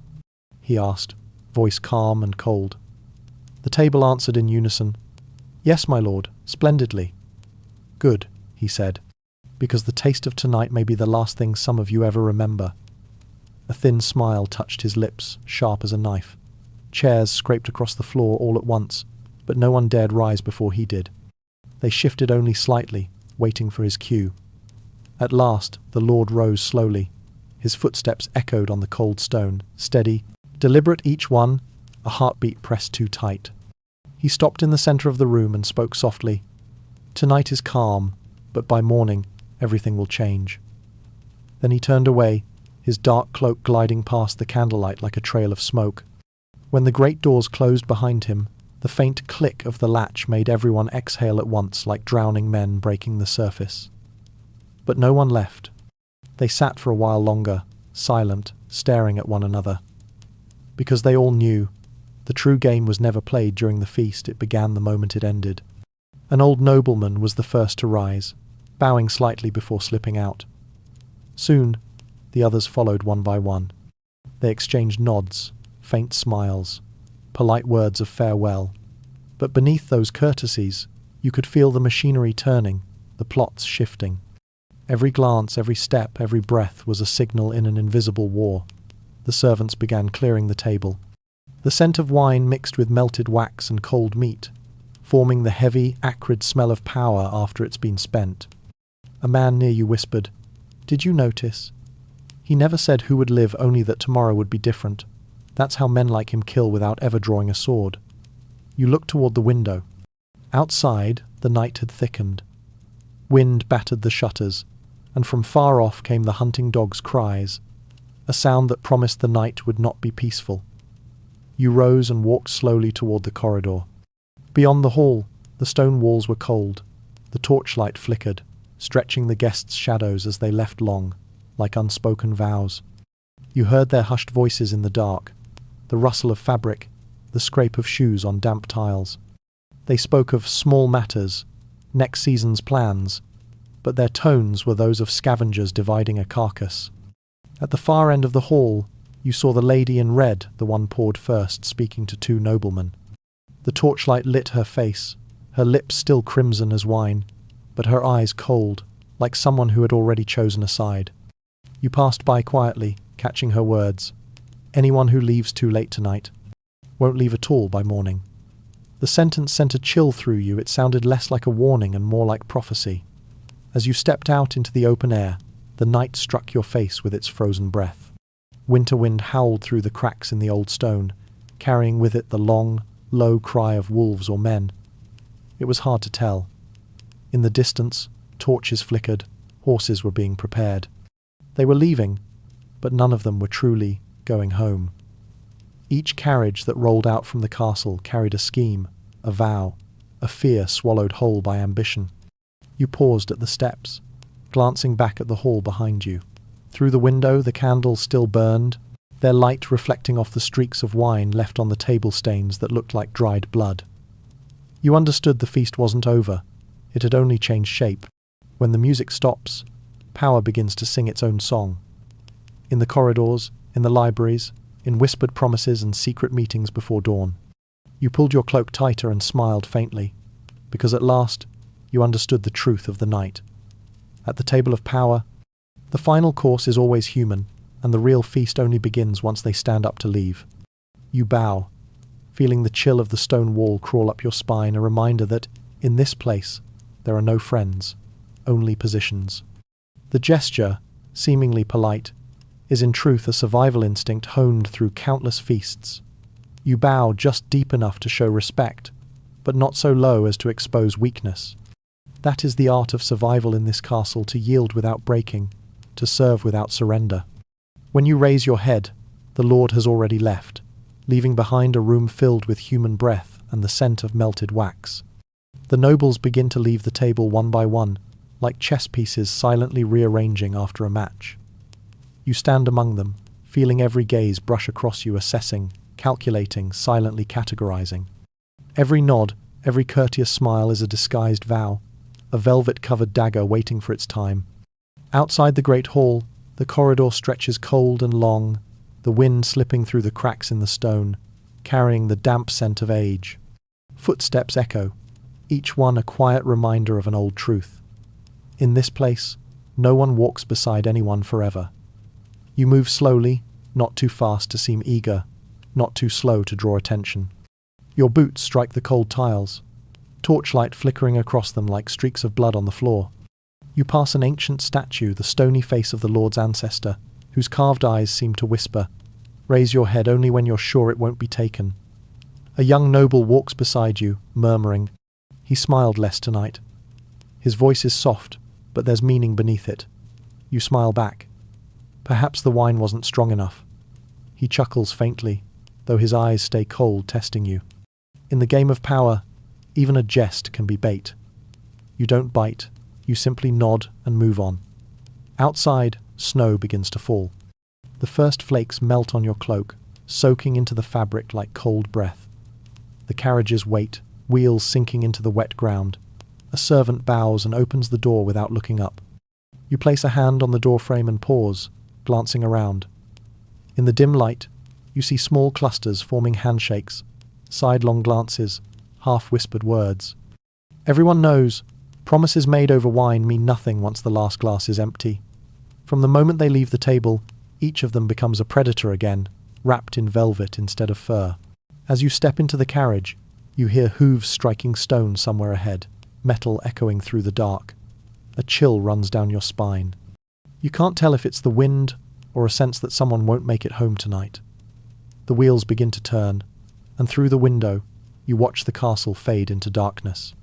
The torches dim, leaving only faint embers that glow like the eyes of demons guarding secrets. You lean back, breathing slow, though your mind won't rest. The Lord's voice echoes in your head. By morning, things will be different. Now it sounds like a declaration of war. You know he wasn't speaking to anyone in particular, he was speaking to everyone, which means any one of them, including you, could be the next piece to fall. Your hand tightens, nails digging into your palm.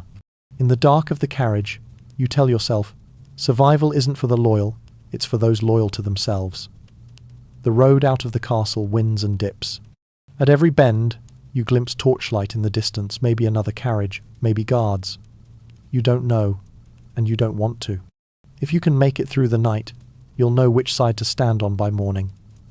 The snow thickens, wind whipping against the carriage walls, howling like a chorus of ghosts. You pull your cloak tighter and stare outside, one last flicker of the castle still visible beyond the trees.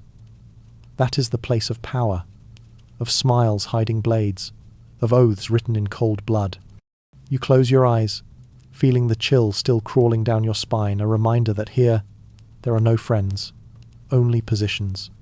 And as your carriage disappears into the night, you understand leaving the table doesn't mean escape. In the game of power, a bow is merely the opening move of the next battle. Outside, the medieval night goes on. The feast is over, but the stomach of power never empties. The castle sinks into darkness, with only a few torches flickering along the walls, their lights swaying like the tired breath of a beast that has just fed. Snow falls heavier, settling on the frozen roof tiles, covering the blood-stained steps where wine and footprints still linger from those who left the table.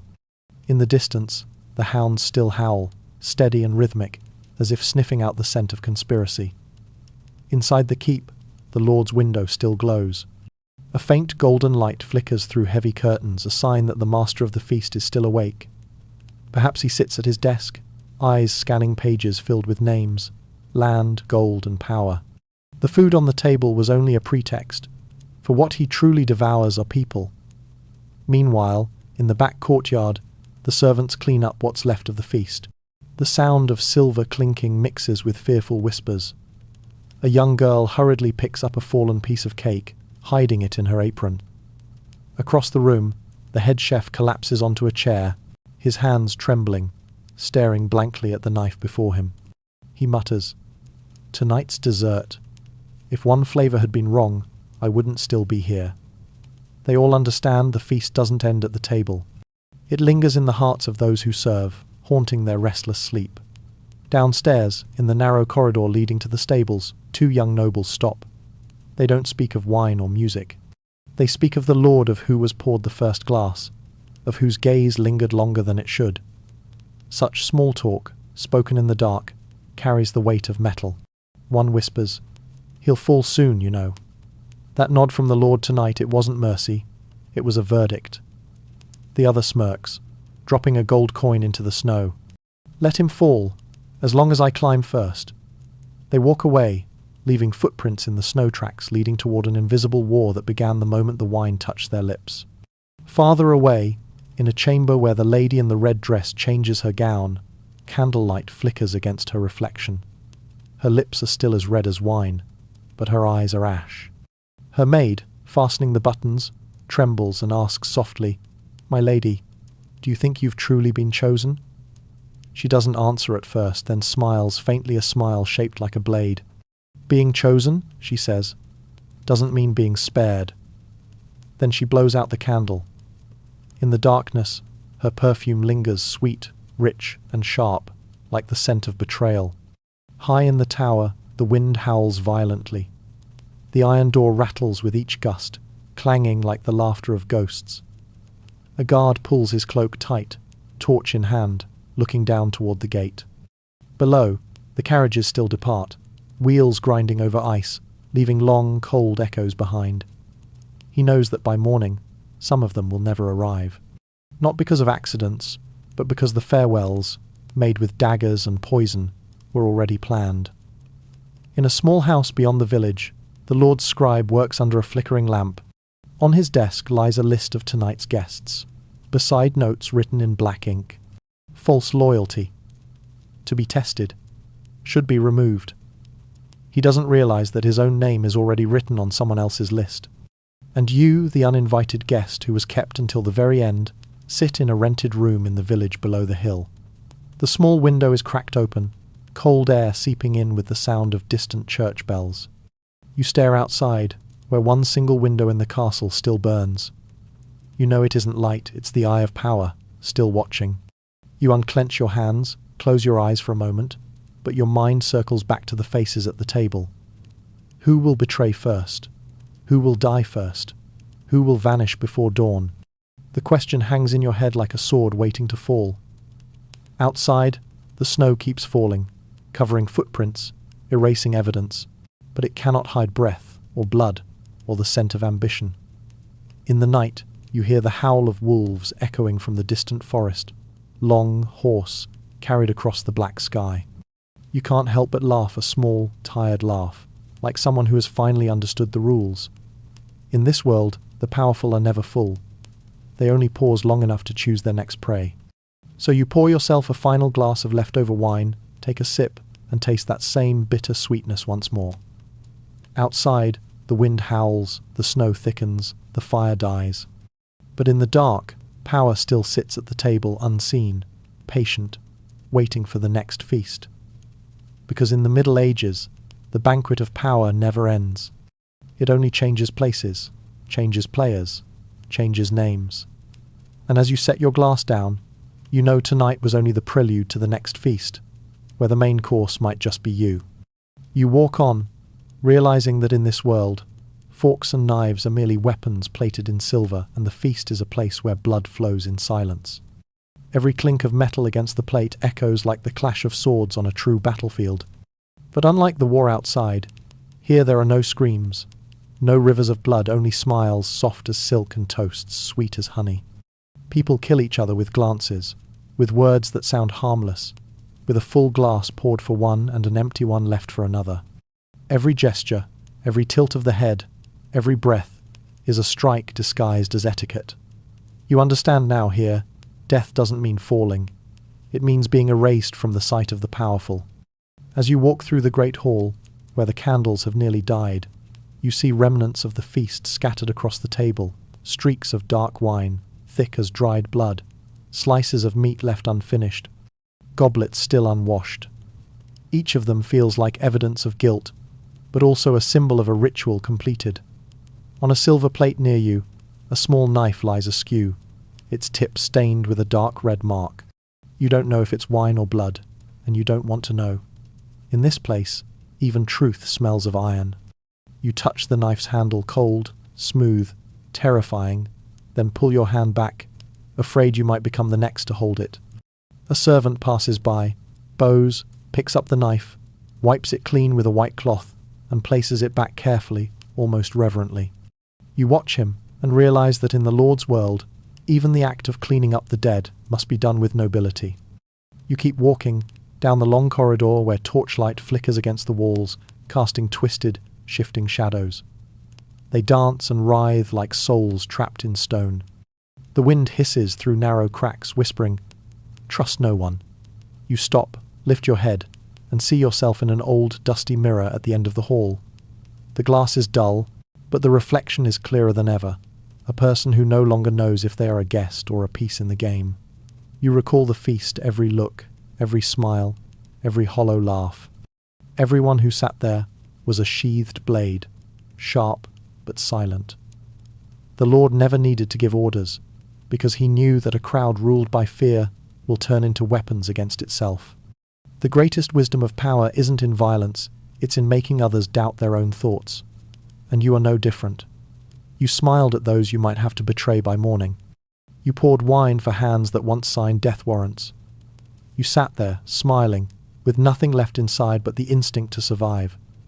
Footsteps echo behind you. You turn and see another servant cleaning up. His eyes meet yours for a brief moment, cold, empty, but a flicker of recognition flashes there. In that glance, there's understanding. He knows what you know, that sometimes the lowest live the longest. He bows and moves on, silent as a shadow. Outside, the wind grows stronger, whistling through the night. You step into the courtyard, the chill cutting through your cloak, making you shiver. On the stone steps, snow begins to cover everything, footprints, stains, all fading away as if the feast never happened. But you know what transpired at that table will live on in whispers, in secret meetings, in the stabs yet to come. You look up toward the tower, where a single light still burns the Lord's chamber. He must still be awake, perhaps writing, or thinking, or simply waiting to see who will betray first. You realize he never sleeps, because to power, sleep is weakness. You turn toward the gate. The heavy iron door closes behind you with a long, echoing clang, a period at the end of a bloody chapter. But you know this isn't an ending, it's the start of the storm. Because when the feast is over, the silver knives leave the table, and handshakes become blades. You walk down the snow-covered road, your breath turning to mist. In your mind echoes a phrase once spoken by someone who died at a feast just like this. In the realm of power, everyone holding a knife thinks they are in control until they realize they're the meal. You smile faintly, not from joy, but from understanding. You pull your cloak tighter, eyes fixed on the dark horizon. In that thick blackness, you know you can't stop, because once you've sat at the table of power, you can never step back, only forward, even if the path leads straight into the beast's mouth. And you walk on, leaving behind the gilded banquet, where the silver knives still wait to be polished brighter, sharper for the next kill. If you're still here, it means your heart is beating in rhythm with the stories of the night. Hit subscribe to continue this journey with me, where every shadow hides a secret waiting to be awakened. And now, dim the lights, let your mind unwind, and let sleep carry you away. Sleep well for tonight. The world is still whispering.